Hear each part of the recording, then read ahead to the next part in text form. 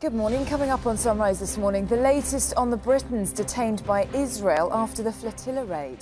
Including live updates. Let's get a rundown of what else is happening. Here's Charlotte at the news desk. Thanks, Eamon. The government advisory body NICE is recommending the introduction of a minimum price per unit of alcohol sold in England. NICE also wants to see restrictions on advertising as part of a plan to prevent thousands of deaths every year. It's issued the advice as part of a report on reducing the harm caused by excess drinking. Lisa Dowd had this report. Nearly every corner of society. Yeah, how it goes. Good. We're just talking about Paul McCartney's clothes there. Charlotte says, I said, is that funereal? She said, it's trendy. I said, when I wear that, people say I'm going to a funeral. Charlotte said, there's a fine line between who can pull that off, says the woman dressed in black this morning. Thank you very much. The front pages of the newspapers, The Guardian. John Gaunt with the newspapers after a rundown of what else is happening now. Charlotte with those details. Thanks, Eamon. And a health watchdog is recommending the introduction of a minimum price per unit of alcohol sold in England. NICE has issued the advice as part of a report on reducing the harm caused by excess drinking. It says around 1 in 4 adults... Well, I've no idea how it goes. Yes, know the feeling, Paul.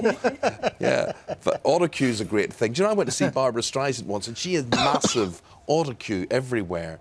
She just read the words off that. And it must be annoying now, mustn't it? Say if you're in the Beatles and you can't quite remember the song and everybody else is singing along with it must get on your nerves a bit. I'm still laughing at Cheryl Cole's hair being full of life. Whose life? Not hers. I don't know why you think that's funny, but people know that they're never going to... Their hair is never going to look like Cheryl Cole's anyway. It's ridiculous that she sits with hair extensions from somebody born in Outer Mongolia or something, and she claims the hair, the shampoo does it.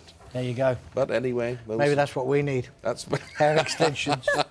A lot of TV presenters are having them now, a lot of male ones. I've watched a lot of programmes. Come on then, name and shame them. Well, I can't really, but there's quite obvious. There was well, no, never mind. But there's one, well, anyway. Let's have a look through the morning newspapers now. Oh, dear. And here is Mr. John Gaunt. And we start with a very sad, dejected-looking David Laws. Yeah. And this is in the Daily Telegraph. Well, this is interesting, you see, because the Conservative candidate in Yeovil, where David Laws stood and won, of course, for the Lib Dems, his name's Kevin Davis. He's now complaining. He's effectively saying that campaign was fought on a pack of lies.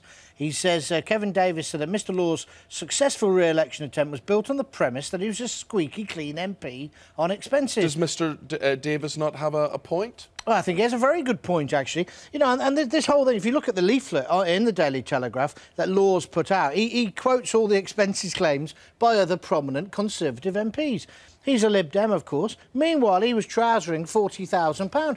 And all of this has got clouded with, oh, it's all about homophobia. Listen, if Mr Laws wanted to stay in the closet, and he has absolutely a perfect right to do so, although it doesn't bother me whether he's gay or not, he could have stayed in the closet by not trousering the 40 grand.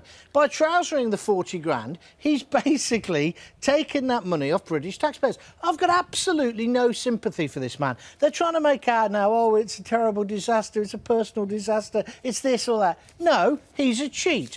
And if anything, I think I agree with Mr Davis. We should now, he should be recalled with these new rules and we'll have another by-election, shall we? All this nonsense that he's a great man and he was a great banker. He was already a millionaire at 28. So the fact that he's independently wealthy, you think if he was in love with this other man, if your partner, your spouse, you would pay your own way rather than... pay your own way. I mean, if he wanted to keep it quiet, and I think he has a perfect right to have a private life, although I must admit, I'd want to know if my MP was gay or not, just like I'd want to know if they're a family man or not, or a family woman, if they've got kids. I want to know where they're coming from. But I haven't really got a problem. That wouldn't make me not vote for him if he was gay. This is just nonsense. It's a smokescreen. This man made out he was cleaner than clean, when actually he was just like the rest of them. He had his snout in the trough. But he will be back in government. I know, well, that's what's so sick about it. There's different levels, isn't there? There's different levels of having your snout in the trough, depending on how important you are to this new coalition government. Right, where do you stand now? Where do you stand on this this flotilla that tried to head to Gaza? Well, I'm so glad that you're calling them activists on Sky News and not peaceniks, like some of the papers. These are activists, right? Now, whether they're right or wrong of it, Israel obviously were over the top. In fact, they would have probably been better, as Andy McNabb said in The Sun yesterday, sending in even more commandos and having a clearer idea of what they were going to do when they landed on the boat. But these see this people... headline where it says "Free the 41 Brits." Yeah. Why is no one saying this about that couple who are held in Africa? Yeah, I was going to go on to that. That's exactly right. Suddenly, these people who've put themselves in deliberate danger, we're desperate to get them released. The Israelis now been told to release these people. And you're absolutely right. There's that couple in Somalia. No one's really given a damn about them. And it would be interesting, wouldn't it? Why don't we send our SAS in to rescue these two? At least Israel are trying to protect their country. I'm not condoning the fact people have died, but let's not make out all of these people are lovely, lovely little peaceniks like that idiot Norman Kember. Do you remember a few years ago? These people have deliberately put themselves in the line of fire. They obviously didn't deserve to die. And it's these activists who are now going to make the whole area kick off again.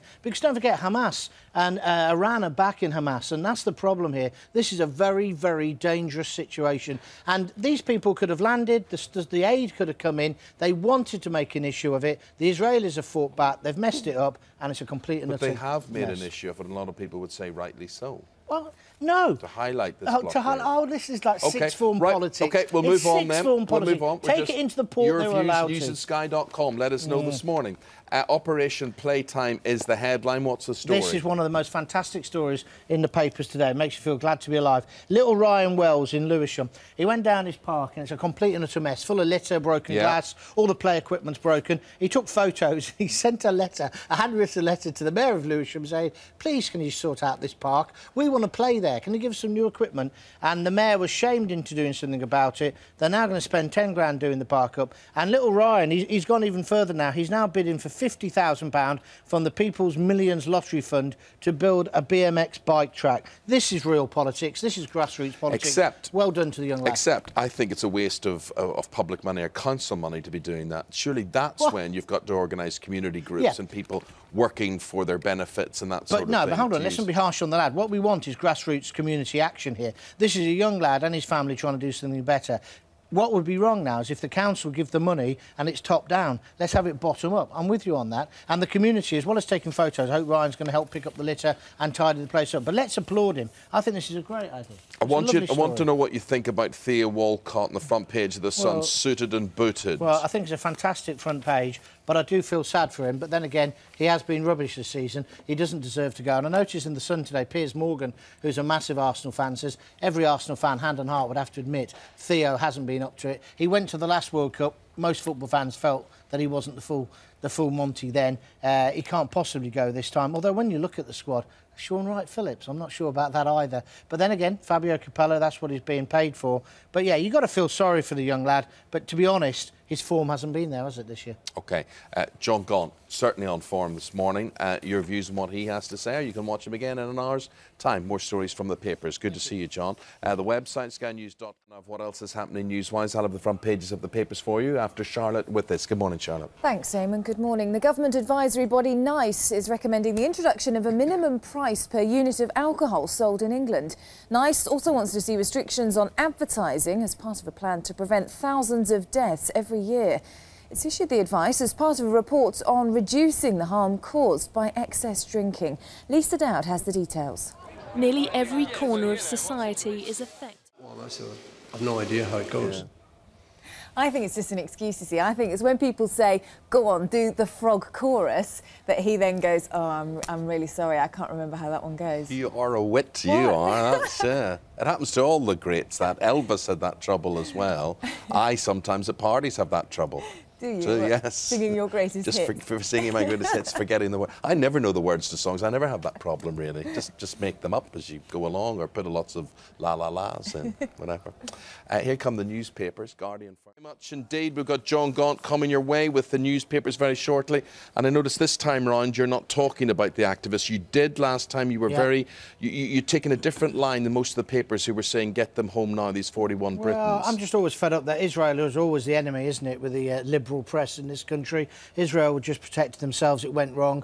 Let's concentrate on the 2 people who are in Somalia. Why aren't we sending the SAS to rescue them? At least the Israelis are trying to protect their people. Your point being, you don't believe these people were on a peace mission. No, some of them. No, let's be fair, Eamon. Some of them were misguided sixth form. People who haven't grown up from the sixth form, they were peaceniks, so to speak. But others were activists. On that particular boat, we're talking about Hamas here, backed by the Iranian government, threatening the Middle East. I'm not saying that the Israelis weren't disproportionate. They probably were. They should have sent more troops on so they could have actually controlled it better. But I saw the video on Sky. I was watching it on Sky News.